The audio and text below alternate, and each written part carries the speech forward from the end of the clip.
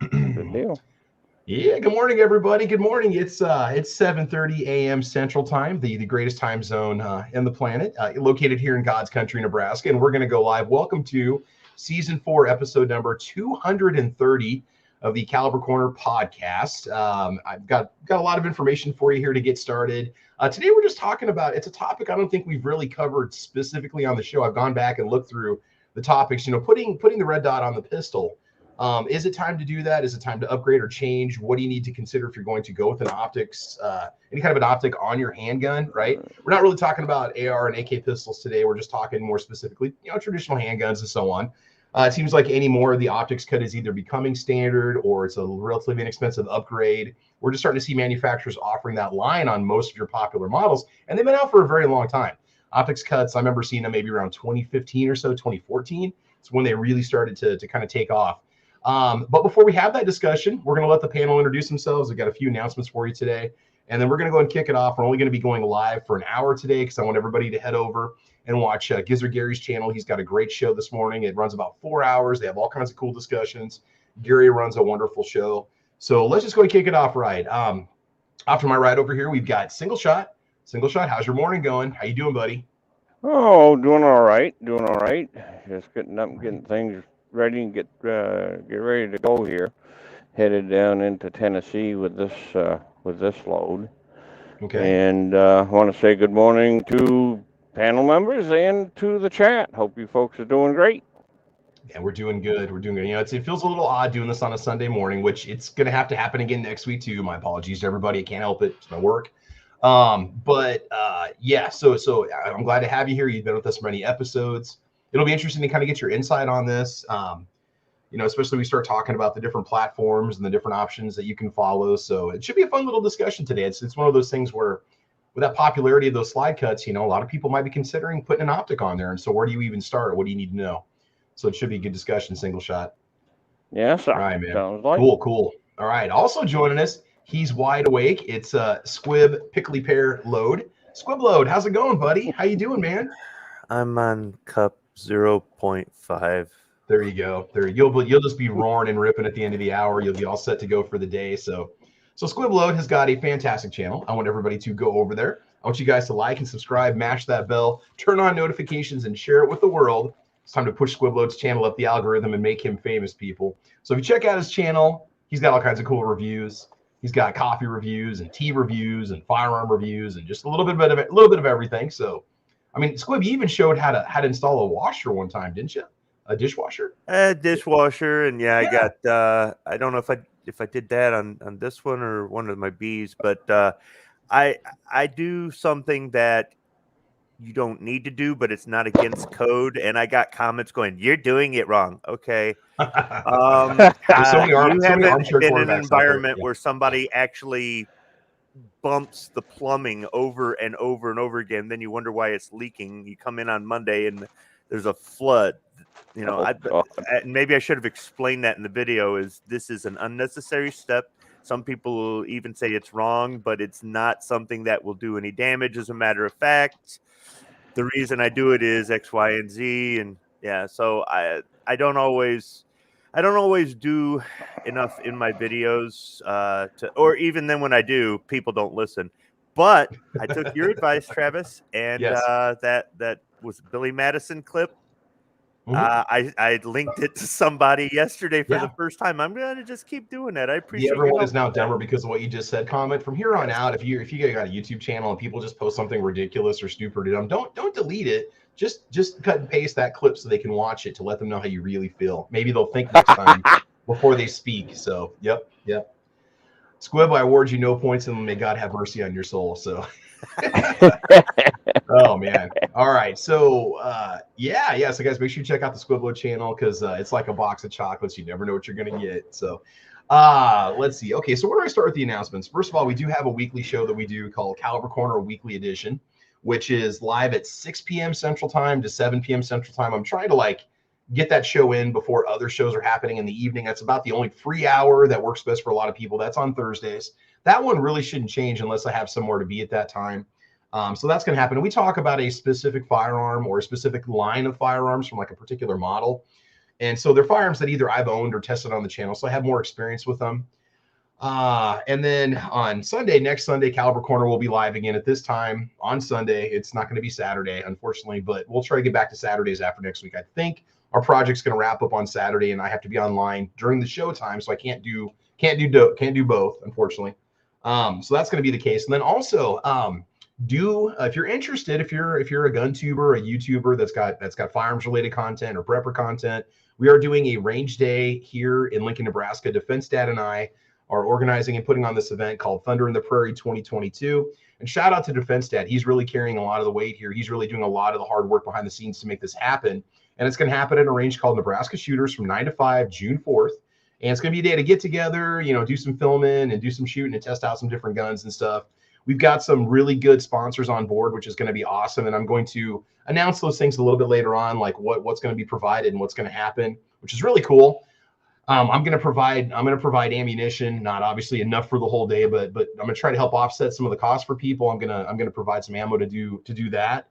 I think it's going to be a good time. So it's kind of a chance for smaller channels to get together, or even bigger channels if people want to show up. We've invited a lot of people to the event just to come and network and have a good time and get to meet each other and stuff. And I know a lot of bigger channels have a ton of subscribers, but if they would network with the smaller channels, they're getting themselves into another little pockets of the firearms community that maybe they're not reaching, or maybe they didn't know existed. I mean, there's a few people on this panel within the last year that I've met that have their own live streams and their own groups of their own little islands of viewers, right, that are just like us. So it's cool to have that community feel. Now, if you're going to go to this event, please be aware that there's going to be filming going on. You're not going to necessarily get to shoot when you want to shoot, because somebody might want to like use this target or that target or this stand or that to stand at that point to film. So that's going to be going on. But it's also going to be a lot of just kind of hanging out and socializing and just having a good time. So I think it's going to be a lot of fun. So that's going on. Now, if you're interested in that event, you need to email me at thecalibercorner@gmail.com, and I will give you the password so you can get registered. The 31st was the cutoff if you wanted the maximum amount of freebies that we're going to guarantee. After the 31st, I can't guarantee it, but we're going to try to hook everybody up with something, just so you know. We're going to do some drawings throughout the day. It's really a premier location for what we're doing. It's actually a firearms instruction school that we get to use for the day, and the owner is a really, really cool guy. So anyway, let's just go and give a shout out to people watching on the YouTube side. We got a good crowd out there this morning. We got Ozzy Osbourne out there. We got the Crazy Scotsman in the house. We got Fluffy 10mm Jeep guy. We got X Adam 1. We got JL, the Rolling Trip, Squibload, Squiblift. That's Squibload's twin, right? Squib.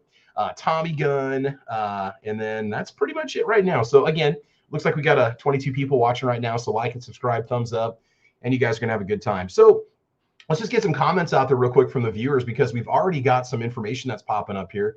X Adam 1 says, I've got several optics on my pistols. M&P 2.0 with an SRO, FNX Tactical with an RMR, P226 RX with a Romeo, P365 with I call it Hollow Sun. I think it's Holo Sun, but Glock 19 with the RMR, P80 with an RMR. Much easier for precision shots, in my opinion. Yeah, once you get past that learning curve of target acquisition quickly, then you really can take advantage of those optics to see what they can do.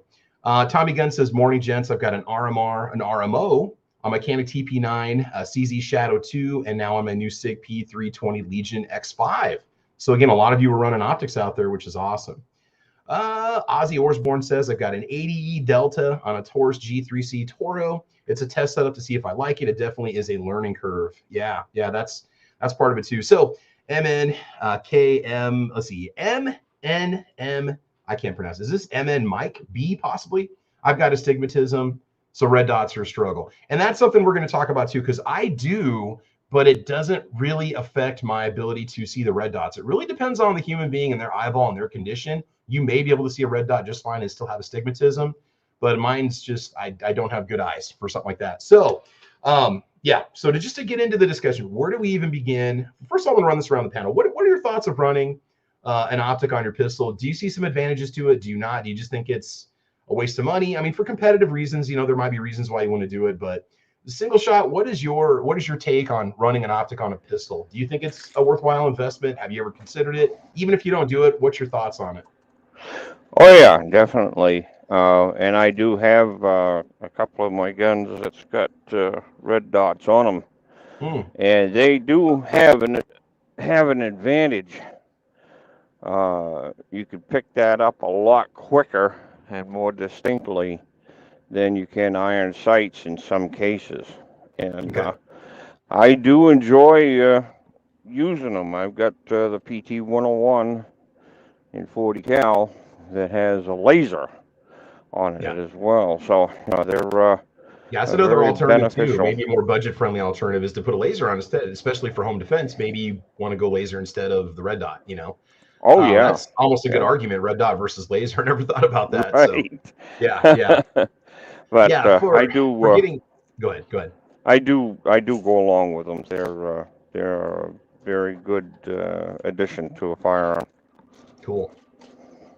All right, all right. And Squibblehead, what's your take on it, man? What do you think? Is it just a tactical accessory, or do you think there's some? Do you think it as a valuable accessory? What's kind of your thoughts on it, Squib? Never shot a pistol with a red dot on it. Yeah. Never. I'm wondering if somewhere down the road that might be useful for me with my eyesight. Mm-hmm. Oh yeah. I don't know. My thing is, it makes it bulkier, and I'm a proponent of carrying a full-size handgun, either open or concealed. Mm-hmm.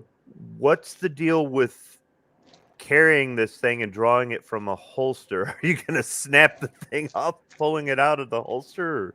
Well, it kind of depends on how you're wearing it, how you carry it, what your operating environment is. I mean, a lot of people have them on their defensive pistols. Crazy Scotsman says, I've got one red dot, the Hollow Sun 407. So far, okay, but I always prefer iron sights. And Squib, I don't disagree with you. It just kind of depends on how well trained you are with your iron sights, and can you still see them and pick up your target? That's kind of the big thing is, are you going to gain from it? Or are you not? Well, for me, light is an issue. It's not, if I can see the target, I can usually hit it. It's light. As I get older, my eyes in a dim environment, I can't read as well. I can't pick up the sights as well if it's shaded, or there's low visibility or that sort of thing.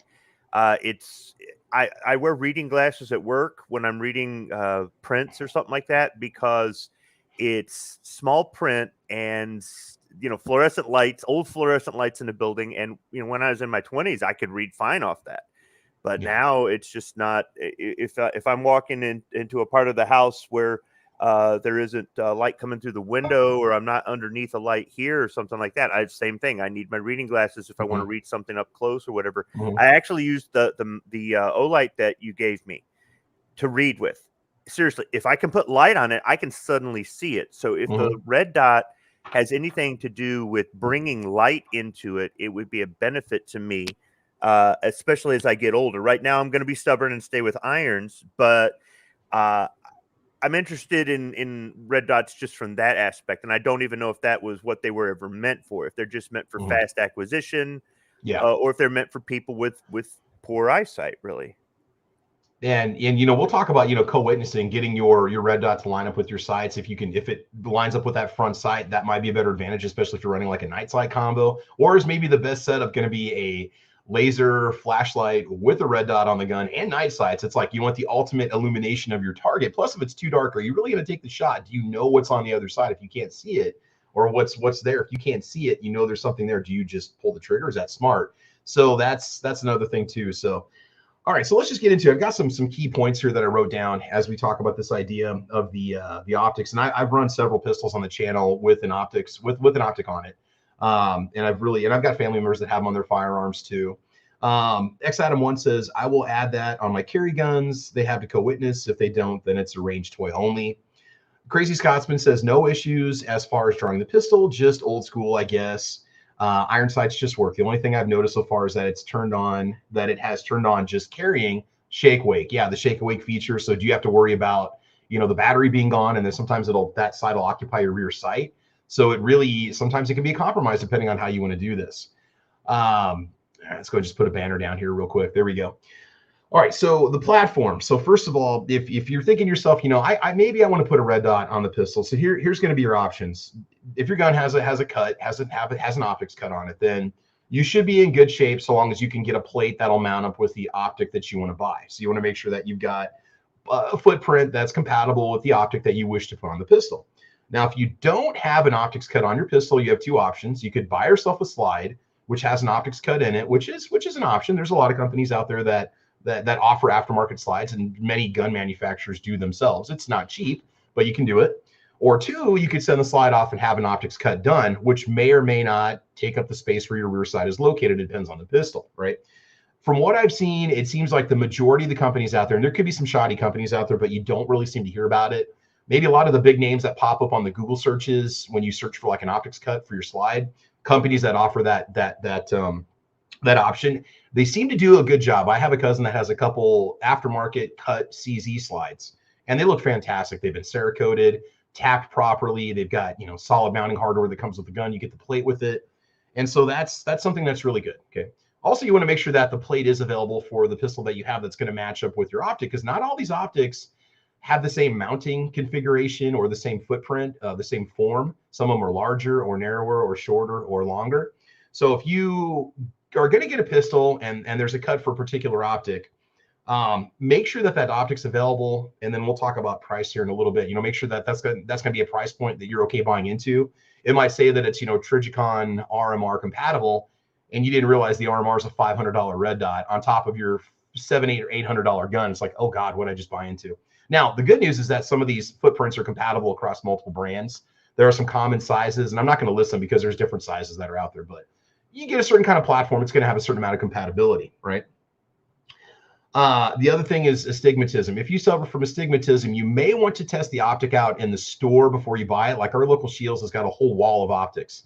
And whether or not you're going to buy it from them, that's your choice, but you can at least test it in the store and make sure that you don't invest in this whole platform just to find out that the red dot is a big white ball or big red, fuzzy ball, and you can't use it. There are some websites out there that try to recommend, the best optics for astigmatism, but a lot of it just seems like they're just trying to market a line to you that they're going to make money from if you click on their links. So when it comes to the astigmatism, it may or may not affect your ability to see it. For me, any red dots are still fairly crisp and still fairly sharp, and I've got awful eyesight. I have to correct it with lenses. My astigmatism, my optometrist says that they would love to do LASIK on me. I'd be a wonderful experiment, whatever that means, because my astigmatism is so bad. So, that's something that can be an issue. Squib, do you suffer from that at all? Do you have the astigmatism issues with your eyes at all or not? Do you have to?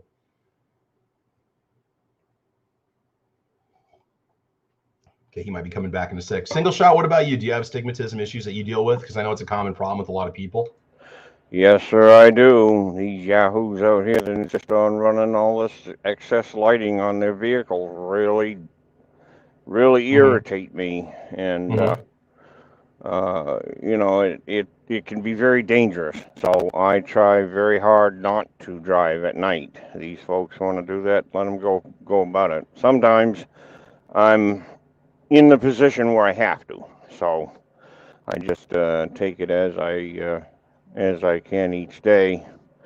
But my brother has got an AR pistol that he put one of the red dots on, and he also has an M-bus rear sight. Well, I know people are saying, well, why not a front sight? Well, he's got the old AR style front sight on that pistol.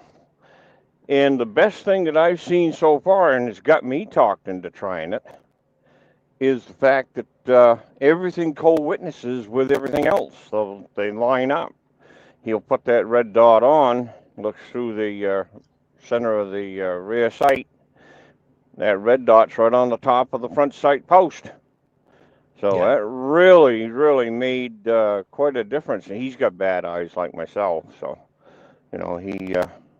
he was pretty impressed with that. He showed it to me there the last time he was up to the house, and that was really something, like I said, that I want to investigate with my Bushmaster. Put that on the Bushmaster to try it. Yeah. One thing I wish that they would get, and maybe I'm predicting the future, and it's probably out there and I just don't know it.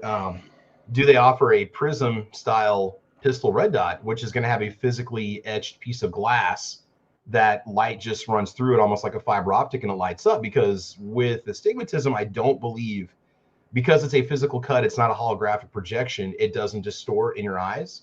Right. I have a family member that has astigmatism, and now there was a comment here that says, if you have astigmatism, just wear your glasses. I believe that doesn't affect you at that point. So the thing is, I've got a family member that probably should be wearing glasses more often, but he doesn't. but he's got astigmatism, so it does affect his ability to use a red dot. And he probably should be wearing glasses, but he can still shoot fine without the glasses on. He just has a minor, distortion in his actual vision quality itself. Ozzy Orsborn says, I'm 61 years old. My diminishing eyesight is the reason I decided to explore the optic option. I mean, that's part of it too, is being able to still effectively and safely use your firearms if you need to, right? Yeah. Kevin June says, I've shot pistols with optics, but I don't own one. I like it, but see it as one more thing to go wrong. And if you've got the co-witnessing going on, you don't really have to worry about it so much because you've got the iron sights. But again, it could get in the way. It could fail. You could crack the glass and not be able to see through your pistol. Granted, at a close enough range, you're probably going to be on target just with your natural training, but it's something you could run into. So there's going to be some cons to running an optic on your pistol. X Adam 1 says the EOTech optics with holographic is the worst for stigmatism. The RMR works with a less bright setting. My Holosun HS503CU is crystal clear at all times for me. Yeah, so that's why I highly recommend that you go into the store and you test that optic before you buy it, especially if you're looking at dropping $400 or $500. Now, returning an optic shouldn't be an issue. Most of these places have a good return policy. You might have to pay a 10% restock fee, which isn't much if you can't use a $500 optic, right? It's just a little inconvenience for you. So Crazy Scotsman says, LASIK affects everyone differently. It all depends how bad your eyes are. For example, lights are brighter to me and night vision isn't as good as it used to be. So yeah, if you go through LASIK, it could affect your ability to use an optic or not, or maybe it's going to make things better or not. It really just depends. So that's something you need to take into consideration too. All right. So do you have astigmatism? Yeah, go ahead. Something I want to make a point of. When you look through one of those red dots, it should have a clear dot and not a halo around it.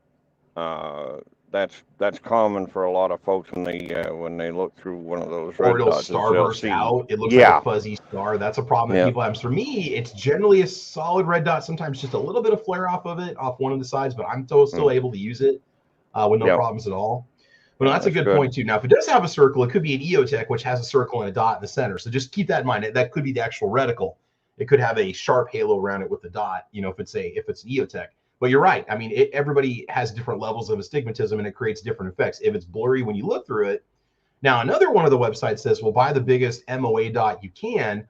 That way you can run it dim, and you still have it like a somewhat defined circle. I don't know how I feel about that. But again, what it really comes down to is you just need to make sure that you test that individual optic if possible, or do some research on that optic and see what people say that have astigmatism. Is it known for not functioning, like with what X Adam 1 is telling us there? Maybe that particular line is not what you want to go with if you even remotely have problems with your eyes. So you want to do your research on it. Don't just be sold on a couple of YouTube videos. You definitely want to get out there. So let's see. Let's go ahead and check this out. And then we've got your budget. Okay, so how much can you spend? How much can you afford to spend?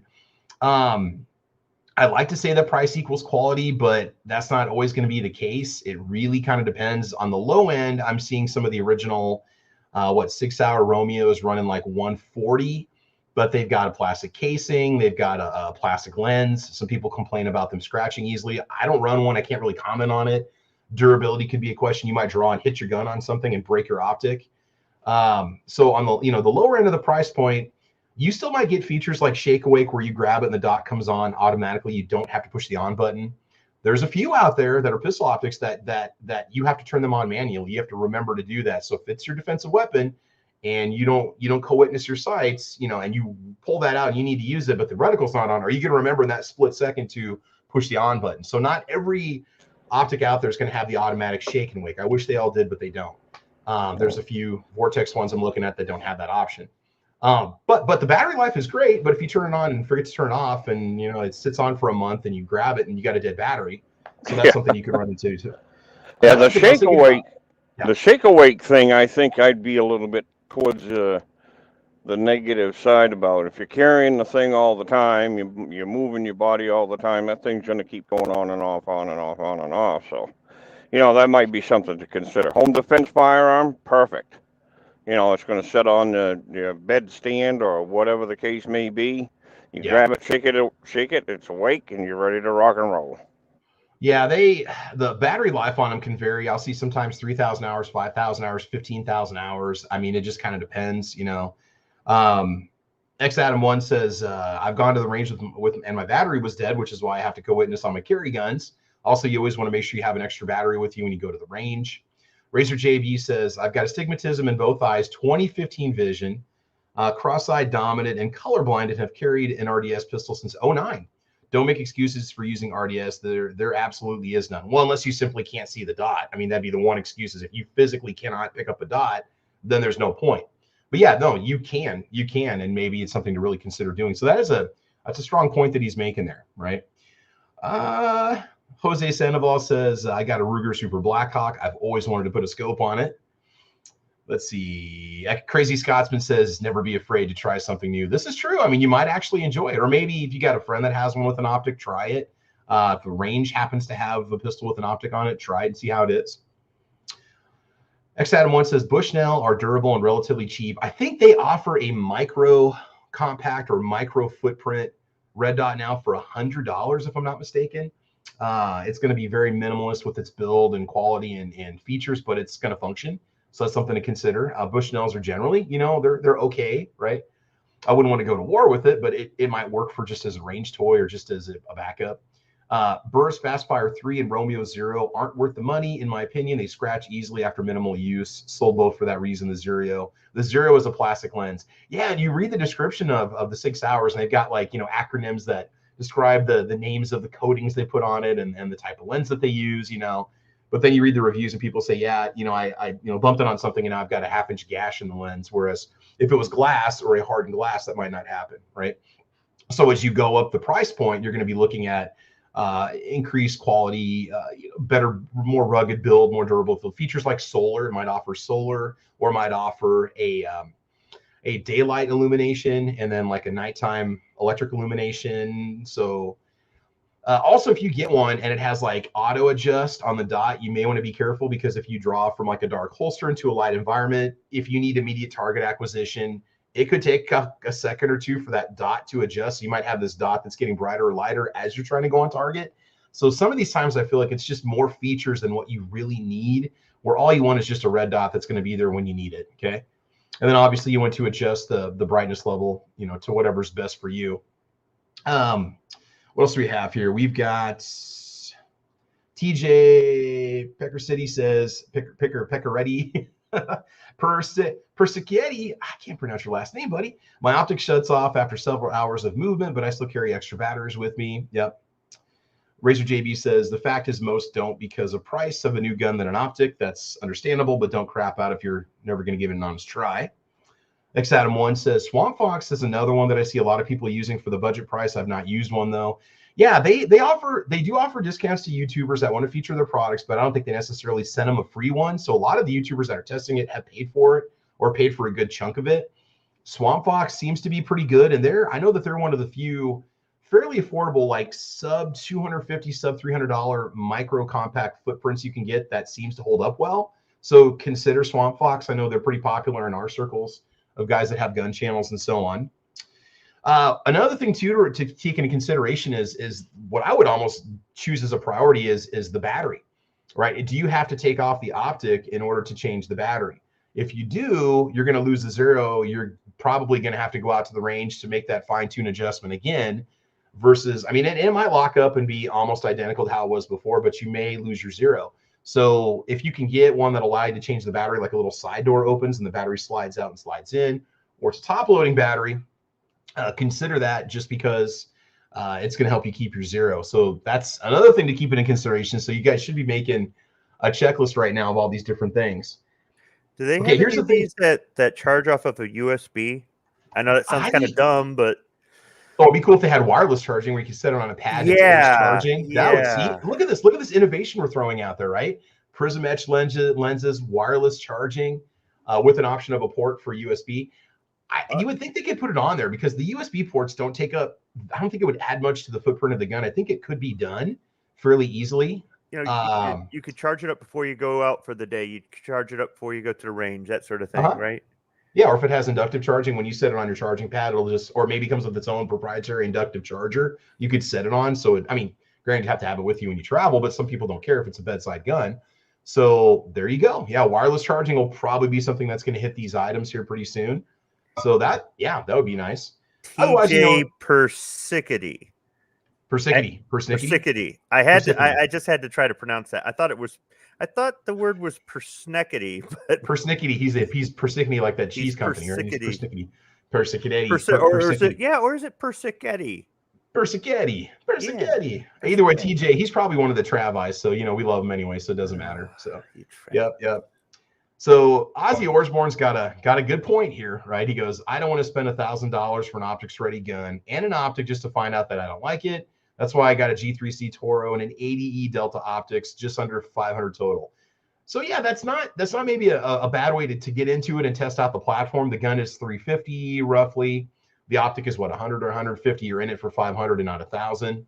So, not that you'd ever have trouble unloading a side if you don't like it. You could sell it in a heartbeat because they're still popular. But I like how you brought up about the batteries and then the ease of or difficulty changing them out and that sort of thing. Kind of like when we were talking about the magazines for Taurus, right? Are they available? Are they aftermarket? How are they expensive? That sort of you get into it and then you find out you need special tools or you're changing batteries every week and this thing's a cost. But I also like how he's setting himself a price limit there. When you started talking about these, I instantly went to the Trigicon website and I said, "Oh, $700. Ouch." Yeah, $499 is entry level for an RMR, I believe. Yeah, I got the website up too. So I'm like, yeah, I don't know that. I mean, if I can't see at all, then I'll maybe, and one of these means I could actually use my handgun at the range or for home defense, then $700 is $700. So then I'm like, well, let me go to Loophole. They're my go-to. And I'm like, $450. Okay, I can deal with $450. Yeah. $450 is not. So $450 is better. But I would say shoot your friends. Shoot your friend's handgun with a red dot. Try it if you haven't shot one before, and then see if you like it. Or maybe if you show up at an event like Thunder on the Prairie, there might be a plethora of them there, and you have But I would say just try one before you end up buying one. But setting a budget isn't a bad idea. No, I agree completely, because you might realize, man, I've got $1,000 in this investment. My optic was just as much as my gun, which, hey, it should be because your life's going to depend on it. Don't buy trash, right? But at the same time, it's like, ooh, this was an expensive little upgrade. Was it really necessary? But it really depends on kind of what your philosophy is. Your POU, in the words of Nut and Fancy, your philosophy of use. Is this going to be a duty grade weapon, a combat weapon, self-defense, range toy, competitive piece, right? Something to consider also. A little shout out there to the guys talking about Buc-ee's. Buc-ee's is a fantastic truck stop, right? X Adam 1 says, if you live in Texas, and I think there's a Buc-ee's, there's 2 other Buc-ee's or 3 other outside of Texas, but if you live in Texas near Buc-ee's truck stop, they have Energizer CR2032 batteries for only 99 cents for a pair.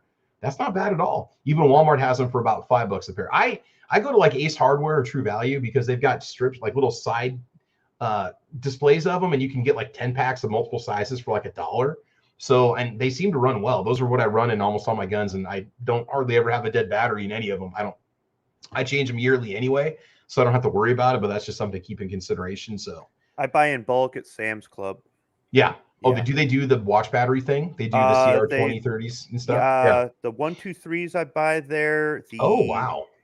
The 357s or the 2032s. I can't remember, but after you gave me that first Olight, that's the first thing I ever had with a CR123. And, I was buying the Streamlight batteries at Bass Pro Shop in like the 4-pack. Oh, God. And $5 then one a pop, Yeah. The bulk pack at Sam's Club was right there in the corner, as I'm walking by, and it caught my eye, and I'm like, this is money well spent, because if you start dividing it, it lowers the cost. So I can't remember if they had the coin cell batteries there too, but they might. Otherwise, they're you could probably find it online too. Amazon, you can buy them on eBay. I've gone to eBay for like hard to find sizes for some of my watches. I'll have a weird number, and sure enough, it's cross-listed as some other code, and I can find the battery on eBay, and they're not that expensive. Batteries Plus is a good source if you need one right now. It's not a good source if you need to buy, over a period of time and save money,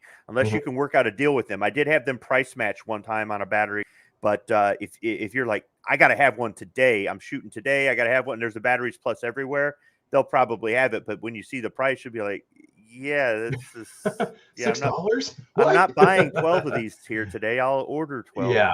Yeah, exactly, man. All right, X Adam 1 says, I do EDC my Glock 19 with my M&P 9 2.0 4-inch barrel with red dots, and they don't add any noticeable carry bulk because it's on top. Lights underneath are more noticeable to me because the holsters have to be larger. Yeah, you can really have a fairly large footprint overall, of a platform that you're carrying when you start to throw those accessories on there. Let's see here. Razor JB says, don't cheap out on life-saving equipment. Everyone can afford if you plan and save. Or just put on your credit card like Squib says. Look at the ones who say they can't yet buy cheap guns and accessories week after week of nonsense items.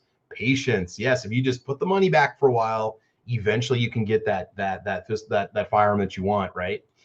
2A Comics says, I got my Trigicon RMR for $450 and a Hollow Sun 407 for $240. They were rocking out. TJ Persnickety says, we have Buc-ee's in Daytona. It's friggin' awesome. TJ, we're just my last name. If you've ever seen it, it's about impossible to pronounce too. So I feel your pain, brother. Yeah, Buc-ee's has got fantastic brisket. Yeah, the first time you said your last name, I thought you were like choking on something.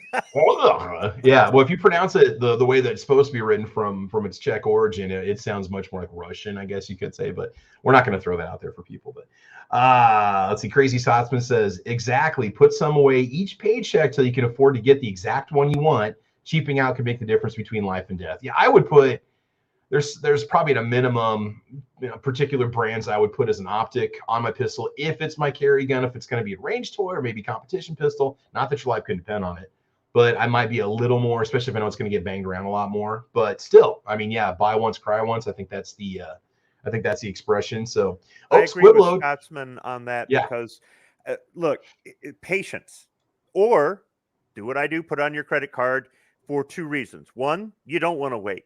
To heck with it. You don't care. You don't care if you pay a little bit extra in interest. You want it now. All right, just then get the good one. Okay. Mm-hmm.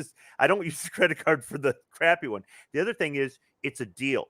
This thing is normally this much, or these things haven't been in stock forever. You don't really have the extra cash laying around or in your savings account, but you can put on your charge card and pay it down. There have been times where I've made a purchase on something and got it at that price or got it while it was available, and then later said, I don't care how much they charge me in interest, I still saved money. Otherwise, though, if you're not a credit card person, you don't trust yourself with one, you don't like them, whatever it is, yes, you're better off saving and getting something better than buying something because you want it now and then you don't like it and now you're stuck with it. Even if you put it up for sale, you're going to lose money on it, and it's just be patient. Now you might say, but you pay interest on the credit card, so pay it off faster. You don't like the interest paid off. You're an adult. Make that decision I mean, if you want it, but you want to save that money now, and if you decided to draw out the payments on it, then you will pay more in the end. But you have it, you got it for that price at that time. What's more important? I don't pay it off in 47 years. So the amount of interest I pay on something is something I can deal with, and usually the item that I'm talking about is something that has gone up in value so much that seriously, it would have to be a crazy amount of interest that I just never paid in order for it to catch up to the value, or the fact that we've seen the shortages over the past 2 years and things are coming back and stuff like that. Use that knowledge. And in the future, if you see a good price on primers or see a good price on a bulk pack of ammo or something, you're like, man, I ain't got the cash on me right now. Even if you put it on your credit card and pay it off in a matter of months or by the end of the year, the amount of interest you paid on it isn't going to be like these crazy prices we're paying. When you're buying 9mm for under $10 a box, and then 2 years later, it's $40 a box, you can laugh all the way to the bank having paid that little bit of interest. But if you don't have the discipline to manage that, then no, it may not be your best option. And savings is still an option. And there's other things too. We all have our vices. If you want this thing sooner, cut back on the drive-through, cut back on the cigarettes, cut back on the bourbon, things like that. Cut back on the lottery tickets. Don't go to McDonald's every week and spend $10 on a Big Mac combo, and even if you're just doing that temporarily until you save up the money, and then you go back to your bad habits. I mean, hey. Not only are we here to give you optics advice today, we're here to give you sound financial advice. And I promise you, Squib and I are not plants from JP Morgan Bank. Right? Yeah. So go buy what you want. Go buy what you want. Don't worry about it. Maybe he is. I don't know. I will encourage you to get the credit card that racks up points, and then at the end of the year, cash in the points and buy a new gun with it. I do it almost every year.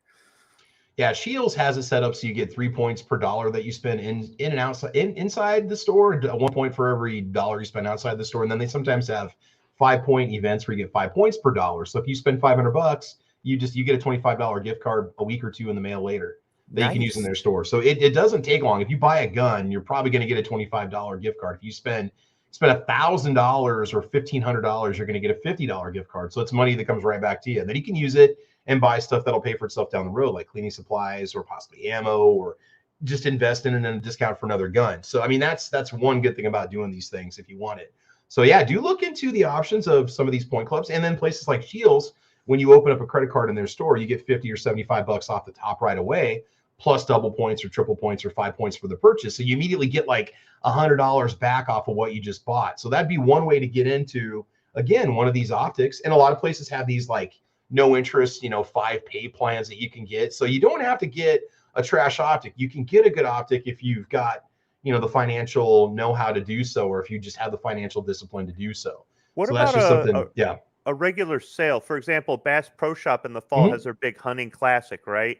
Now, 2 years ago, I bought a pair of binoculars, a rangefinder, and an optic, a scope for my rifle at the same sale, and I got a really good price on all three. I just bought it all at once, right? So does Shields have like a regular optic sale once a year or something They like have that? multiple hunting events that happen over the course of the year. Anytime there's a season coming in, they just put a bunch of stuff on sale. Like right now, they've got the turkey event going on, but they still have handguns on sale. They still put scopes on sale, optics, rifles, shotguns. Yeah, they do these events that they call it, and they do mark down prices $50 to $100. Now, granted, you might be able to order it online for the same price or a little bit less, but then you got to figure in shipping and wait time and then returns if it doesn't work. So yeah, they do. Actually, they got a sales event right now. So Foos is out there. He's coming to us live from Tulsa this morning. Foos is loose. He's the big old caboose. So, look at that. Is that your Airbnb? Hey, Honda, come out and say hi to Travis. Good morning, Honda. Good morning. No, Good morning. He's on a chat. Morning, folks. Yeah, we're live, bro. Please make sure he's got clothes on. Travis. Good morning, Honda. There he is. Hey, how's it going, bro? He looks like a smaller version of you, Foos. I can't figure out how to put the speaker. Look, everybody, it's Foos' little brother. Foos, can we get your opinion real quick? Since you are a competitive shooter, what's your thoughts on running an optic on a pistol? Just in general, what do you think? Competition only, or self-defense, or what's your take on it? What's your opinion? What's that? What's your opinion on running an optic on a pistol? What do you think? Is that something that everybody should do? Are you a fan of it? Are you not a fan of it? What do you think? So optics on a pistol, it's helpful. It's not necessary. Will it make you be more accurate quicker? Yes. Will you get a sight picture quicker? Yes. Can you do everything with irons that you could do with an optic? Yes. But it gives you have to train less to be as good with an optic than with irons, because with an optic, you're always looking at your target at all times. So just like, if you're pointing something, you just look at it and your finger goes to point there. But if you need to like have two little bumps all align with everything, it's going to be a lot more difficult to align the target front sight, rear sight, than look at the target and as soon as you see a red dot, go. It is a lot. When I say a lot quicker, like it's measurably quicker. Yeah. So something I'm going to get into here is, the first couple times I did it, I was sitting there on the line. I'm like, okay, this is taking me 3 or 4 seconds to get this shot to go where I want it to go. Is this really going to work in a life or death situation? Well, training and practice obviously are going to be the big thing. I would feel that you could be just as efficient, if not quicker, when all you have to do is put the red dot somewhere on that target when you're not necessarily concerned about a bullseye, but just clipping the target, right? So I always feel like it's going to be faster with the red dot when you train with it, but getting there could be a bit expensive because it could take a few range sessions before you really get efficient with it. So that's something to take into consideration. So like the first couple times, now after 150, 200 rounds through a pistol with the red dot, I was feeling much more comfortable and much more confident behind the trigger. But the first couple times I thought, how is this any better? But then by the end of the range trip, man, I'm just hitting plates, you know, not even. I feel like I was. The weekend, people have been making him coffee, and he may have to make his own this morning. Yeah, I know. It's like I'm not a waiter anymore. And now I am again. Yeah, grumpy. So just real quick, do you guys find anything good at Tulsa? Oh, Anything yeah, awesome? sure. Yeah. Pick up anything cool. I saw you guys walking around on Matt's podcast with all kinds of goodies. So Do you see we all got some this? bayonets. We got some magazines going on there. We got some ammo. You guys bought ammo at a gun show? Yeah. Really? Oh my God! Primers. Look at that! Look at that delicious pile of No, tactical. there's no primers. Oh, I thought there was primers off to the right there. Look, we got military Oh, 7.6251. ooh. You got Not those little that price. Almost that price. Yeah. How many rounds are in that? How many rounds are in that bundle? Yeah. Some CC. Is that CCI? I got 1,000 rounds of 9mm. Those I Yeah. brought with. Look, I got some 303. Foos got me that because they canceled his room. Actually, they didn't cancel his room. They just suck at getting reservations right. That is true. And thankfully, they also suck at getting reservations right because I asked for a one bedroom little thing and they gave me a 2. So, Did you guys both cancel and stay at the Airbnb with these guys? Then you crashed with them or what? So no. I have my apartment. So okay. they Okay. upgraded. Foos doesn't. So Foos is living with me now. Yeah. You guys look like siblings, man. So it works. So that's your Yeah. cousin. Yeah, we're basically the same dude. So they upgraded him from a 1-bed to a 2-bed apartment style. They lost my reservation, so they're like, we're out. So I'm like, that's these guys. I'm like, yeah, I'm gonna have to go somewhere else. They're like, I have a 2-bedroom. I'm like, sold. Man, it's Yeah, I didn't tag along. Then you and I would both be homeless, man. I mean, we both be looking for a place to stay. Well, I mean, so. a couch pulls out into a bed. Yeah, I gotcha. I'd sleep on the floor. So See, okay, when I'm on my not iPhone, there's a button here that looks like a microphone, and you press it, and then it's loud. Yeah, So, I don't know how to do it. It's going through just like I'm talking on the regular phone instead of speakerphone, so we can barely hear you. Gotcha. Well, you guys come through loud and clear. I can hear you guys pretty good. I'm using my mic on my camera, which isn't ideal, but every time I use my USB mic, if I bump it, I lose my audio, and then I can't get it back, and then I'm in trouble. So that's why I just be using the camera mic. So yeah, it's just we can't hear you very well. Yeah, I got you. Or anyone. Yeah, exactly. So we're gonna continue the discussion. I've only got about 10 more minutes before we have to call it. So we're talking about the red dots here. Razor JB says the dot shows all your issues and inconsistencies. Grip and presentation makes you better at all shooting. So again, it really does come down to practice, steadiness, presentation, confidence. I mean, that really determines how effective that optic's going to be. Again, with the red dot, better target acquisition as you get older. It might help you be just as effective with your firearm. Okay, something to consider. Cons. Okay, let's talk about the cons. Cost. You know, what's going to happen if you have to pay to get the cut done on the slide, and then you have to buy the optic, or you go buy the firearm with the cut in it. You know, there could be some cost involved in it, but again, with enough proper, financial discipline, you could really get just about anything you want. But on some of these guns, it can be very expensive. Like on my Shadow 2, if I want a slide cut, I can get it done for $150, $175. If I want to go buy a pre-cut slide from CZ that allows me to retain the rear sight, I'm looking at like $800 for a sight. Of course, it's a $1,300 gun, right? They're just very, very expensive, and that's like MSRP. So it can be a very expensive investment to consider. Let's see here. What else did I put on this one? I can't even read my own handwriting right now. It may not co-witness. There's a possibility that the dots won't line up, or it could block your iron sights if you don't have taller sights, or suppressor ready sights that are going to line up with the dot. It could 1/3 co-witness. It could be above or below your sights. So that could be an issue too. And so if your dot doesn't work, you may not be able to see your iron sights, and that could cause an issue. So you want to make sure, do your research before you buy these things. Make sure it's going to co-witness. Make sure it's going to be the best one for you, so you're not limiting what your firearm can do. I think that's very important. What Defense Dad? I fell asleep in Fuson Honda show. That's scary. Tacos and French fries says one of the big things I miss about Texas is Whataburger. LOL. Yeah, Whataburger's awesome. They have in Oklahoma though. I don't know if they have in Kansas, but they have in Oklahoma. So X-Item1 says, cons, price of optic, replacing battery can be a hassle. Not all guns are going to fit with the optic of your choice. Not all co-witness. You may need taller sights. So just, again, do the research. Write down the list of all the things we're talking about. And then if you can make it work for you, go right ahead. That's another thing, too, is you might go buy another pistol with an optics cut, but it might be a different footprint. There may not be an adapter plate that works with your current optics, so you can't carry it over. And then you're shopping for another $500, $700 RMR. All right, so just keep that in mind. Optics failure, if it would break, you'd have to fall back on the iron sights. Hope they co-witness, right? Although that could be a rare event for a lot of people. So check the footprint, do research on the brand. Build quality is going to be dictated a lot of the times by the price, but Hollow Sun and Swamp Fox offer a lot. They offer quite a bit of value for the money. Just kind of go through this real quick. Somebody was asking about primary arms. You know, what are the thoughts on it? I've got 5 tabs open. We're not going to have time to go through all of them, but we can just take a look at primary arms, mainly because they sell multiple brands, not just their own, which I think is really cool. We'll go to that in a second here. Quick comment. Crazy Scotsman says, no matter what you run, nothing will beat practice. Getting out and doing the work will make the difference. Don't just rely on something because it's sighted in.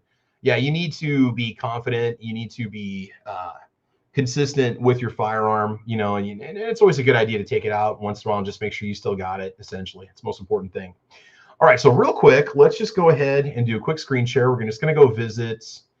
Let's see here. Hopefully I think this is primary arms. We're going to find out. Or is this Swamp Fox?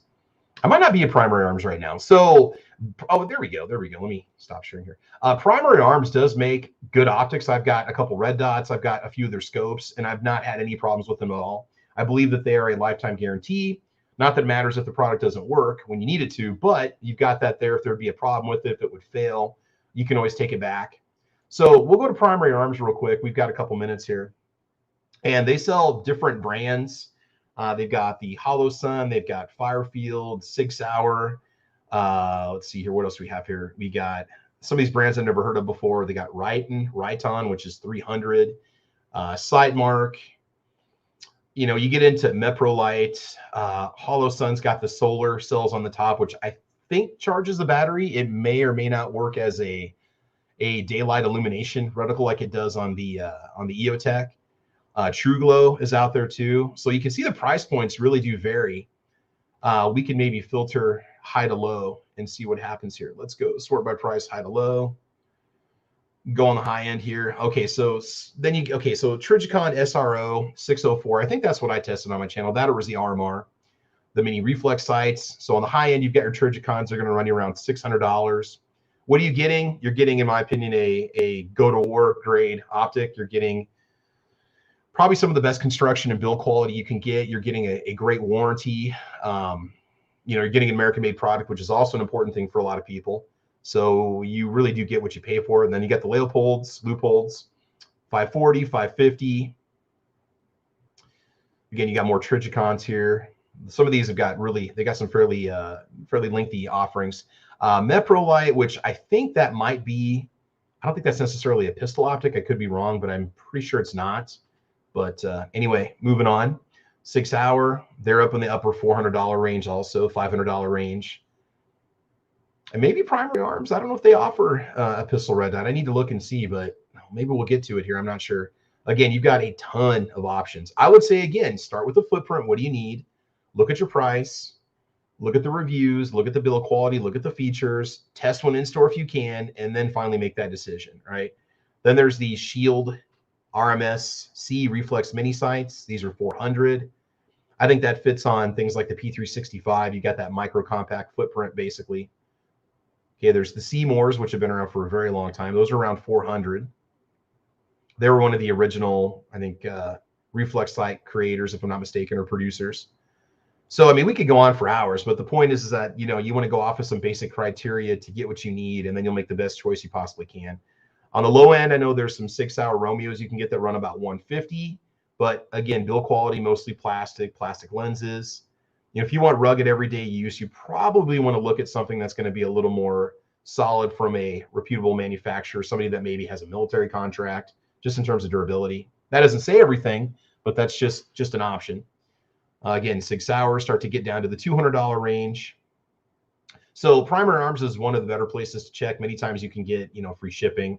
Then on the low end, you've got the $71 Firefield Impact Mini Reflex sight. So, you know, buy it, try it, but if your life's going to depend on it, the older I get, the more I care about the quality of the products that I buy and not just the price point. It's like I want something that I know is going to work when I need it to. And so that's something I think you really need to take into consideration. But that's just me kind of not trying to promote trash, you know, that's out there that you might spend your money on. So I don't know, Squib, what do you think about this one? Is it buy once, cry once? What's kind of your philosophy on something like this, or just optics in general? Yeah, I understand the comment you made earlier in the show about, you know, the price doesn't necessarily always equal what you're getting, but in general, it's a fair With rule of optics, thumb. it kind of does for optics because of Yeah. glass clarity and Yeah. build construction quality. Not that you can't get a cheap $40 wish.com dot that's going to last years. You might get lucky and get that, but you drop it once, is it going to quit working? Is it going to lose zero if you bump it? You know, what's the precision in the manufacturer, you know? I borrowed my buddy's rifle and bagged 2 deer with it, and it had I think it was a Bushnell scope that was under $100 on it. I realize that's not an RMR, but it worked, right? So from that standpoint, you might be able to get away with a less expensive optic of any sort, and it'll work.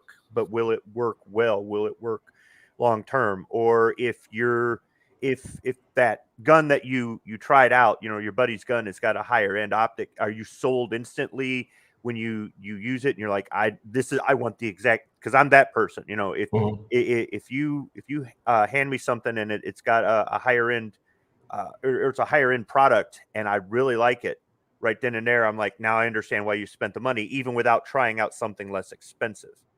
Yeah, I agree. I mean, that's just, you know, I really think a person needs to do the research, especially if they're about to drop $1,000 on a gun and an optic, you know. And for some people, if you got the disposable income and you don't care, you do whatever you want to do. It isn't going to matter for some people. But here'd be a nice kind of middle of the road option. The Viper, I don't believe it's a shake and wake, so keep that in mind. $349.99. Usually see these for $249 to $299 out there on the market. Lifetime warranty. I've had great luck with just about anything Vortex. I've never had a problem with it. In fact, I still have a Strikefire 2 red dot that's on one of my second AR that I ever bought. I've had it for almost 5 years now, I think, or 6 years. I got to go back into my Amazon purchase history and look and see, but it's been great. And I've taken it through classes. I've shot it many times at the range, but thousands of rounds down the pipe, and it's held up well. So I think Vortex is a nice middle of the road. They do offer some American-made lines. A lot of their stuff is made in the Philippines. Not that you couldn't get something made in China if that's, you know, if that bothers you. But the majority of the Vortex products are, in my opinion, it's worth investing the money in. Battery life on this one is $150 on the 150 hours on the highest setting, 30,000 hours on the lower setting. Then you say 150, but it's not a shake and wake. I think you have to press a button in order to turn it on. Might be like an on button on the very top that you press. So just kind of keep that in mind. But you know, if this is going to be your bedside gun, you may want a shake and wake. It might just be worth the investment in going with a different brand. Not necessarily price, because you can get, you know, shake and wakes for $250, $200 if you want them. Even the Vortex, you know, the Romeo 1, I believe, is a shake and wake, and it's a $140 optic. So nice thing about these two, you do have other mounting options. So they will go on Picatinny rails or Weaver rails. So you do get additional plates that are out there for it. Again, just make sure that the gun you get is compatible with that sight, you know, verify through the manufacturer, do your research on it. Again, we're always about trying to help you make sound decisions on this podcast. I think it's kind of a responsibility that we have, us being gun enthusiasts and us, you know, promoting certain brands or pushing certain products or sharing our experiences. We want to just be transparent and get everything out there. So again, you got the Venom red dot, which is $349. And nice thing about Vortex, they put the good reviews on there and the bad reviews. You get to see everything. When I go to Amazon, I tend to focus on the 3-star reviews, because that's not going to be the people that complain about delayed shipping or a damaged package. And it's also not going to be the paid fanboys that push a 5-star review because they get money for it. You're getting that middle of the road opinion. And I think that's really important, because you're getting the good and the bad. They might say, hey, it's great, but it scratches easily. Or maybe it's, you know, it's lower cost, but it's got a crappy battery life. So just things like that are just kind of things to take into consideration. So all right, guys, we're going to go and wrap it up. I've got a get-together with the family happening soon, okay? Getting together for breakfast here. So anyway, I just want to thank everybody for joining us. It's been a quick hour. It was a very informative hour. Wanted to throw as much information out there as we possibly can. And it's been kind of a whirlwind, so we're going to let you guys enjoy the rest of your Sunday. Squib, anything you want to say before we go? No, like you said, Got a quick enjoy one. the rest of your Sunday. I will. Absolutely, man. Make sure you guys check out the shows later on today. We've got Rick's Life as I See It. He's going live today, isn't he? Has Rick got a show on today? No, he had a No. show scheduled for yesterday that he canceled. So New York Outcast did the fill-in show. Oh, cool. Okay. Yep. Okay. Gotcha. Get over there and subscribe to Rick's Life if you get a chance. He's got a great channel. That podcast is really fun to listen to. Very informative. You guys have great discussions. Also, Gizzard Gary's got a show going live at 9 a.m. Central Time. So make sure you guys check out Gizzard Gary's podcast. I think he does help me out here, Friday night show, if I'm not mistaken, also. I can never keep all the shows straight. I'm subscribed to everybody, and I watch them when they're on, but yeah. Yes. Foul Territory on Friday nights. I think it's at 7? 9 or 10 Eastern. Oh, okay. So 9, 8, 7, 8 o'clock Central Time, more or less. Yeah. I always have to translate Travis, for us Central. You're Flyover state folk don't speak the same language that you fancy East Coaster people speak. You're always living in the past, living the now. Westerners, you Midwesterners always being all progressive with your 1 hour ahead in the time zone crap, you know. Oh man. Oh, Gary's in Tulsa. Okay, so yeah, there may not be a live show this weekend. I forgot a good chunk of our friends and peers are down in Tulsa right now at the Wanamaker Arms Show. I didn't go because I spent my Wanamaker budget on ammo for the range day on the 4th. I know I didn't have to do that, but I wanted to kind of get back to the people that are coming to the show and just want to kind of let people really have a good time and not feel like they need to not enjoy their firearms at the range. So that's kind of why I'm doing this. So my Tulsa budget went there. I can still go to Tulsa in the fall. I've been there before. It's a blast. It's a great time. But I just had to make sure I shifted my financial priorities to something different. So that was my excuse for not going this year. Otherwise, and then, okay, so guys, make sure you check out Squib's channel. Okay, make sure you guys check out the Squibload channel. Lots of great content over there. Like and subscribe. Send the links off to your friends. Push it off to everybody. Let's get Squib up there. Let's get Squib to 100,000 subs tomorrow. Let's make it happen. And we'll see what we can do for Squibby there. Let's get him his gold award thing from YouTube or whatnot for 1 million subs. He'll get there, man. You're going to get there. It's just going to take time. All right. And Single Shot, anything you would say before we go? You might be busy driving right now. All right. Okay, so we'll go ahead and call it. I just wanted to make sure I'd give him a chance. He might be back on here in a second. A little shout out to people watching on the YouTube side. There he is. Single Shot, anything you would say before we go? Well, thanks for the invite. I appreciate it. And want everybody to have a good weekend. Be safe. Enjoy the show down there in Tulsa if you're down there. And check out my channels here on YouTube with Single Shot and on Rumble for Daywolf. I haven't been home for a while, so there's not any new things there to check out. You still may be able to see something that you like to get some info from, possibly. So everybody Absolutely, take care. Man. God bless. America moves by truck. Absolutely, man. Absolutely.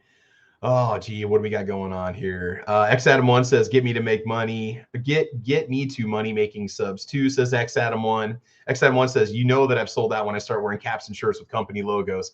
It just depends, man. You can make some strong alliances, or you can sell out. It depends on what you want to do. So, Patrick Pew Pew says, "At Travis P11, I started with a P80 17 with a 507C and a dagger with a 407C." So everybody pretty much starts everywhere, right? I never thought about that. The dagger would be a more price-friendly price point to get into an optics-ready gun, or anything from Taurus also. G23 says, "Missed the show." Well, G23, thanks to the magic of the internet, you can go back now and watch it in its entirety, full director's cut, everything, including the appearance of E Honda and Foose, who graced us with their presence this morning, and get a chance to see those guys too. So, all right, so shout out on the YouTube side, G23, X Adam 1, Patrick Pew Pew, Snake Doctor 78, Tactical Fud, Kingpin, Fluffy 10mm Jeep Guy, Kevin June, Ozzy Osbourne, Tacos and French Fries, Crazy Scotsman, Watt 75, Jose Sandoval's out there also this morning.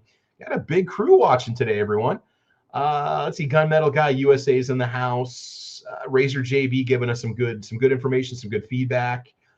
Let's see who else is out there. Tactical Fud's watching today.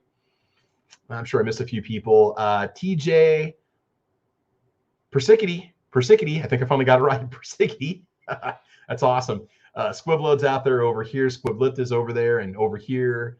I think that's about it. So, all right, guys, we're going to go ahead and call it. Thanks for watching. This has been Caliber Corner episode number 230. We'll see everybody next Sunday. Same time, same channel, different topic. And don't forget, this Thursday at 6 o'clock Central Time, we've got Caliber Corner Weekly Edition, which I'm not counting towards the regular Caliber Corner episode count, but the weekly edition's there too. If you check my channel, just click on the stream, you will see it. Patreon patrons, I will try to get a drawing out this week for you. We'll get everything put together and have a wonderful drawing. For one lucky winner, I've only got about 53 patrons. I lost one today, and that happens. But again, you got pretty good chances of winning, and some of you have won multiple times. So anyway, that's it. Thanks for watching. Guys, if you're curious about that Guntuber range day that I talked about, go back and watch the beginning of the video. I cover all the details in depth, everything you need to know. But in the meantime, I want you to have fun. I want you to be safe. And as you know, we will talk to you soon.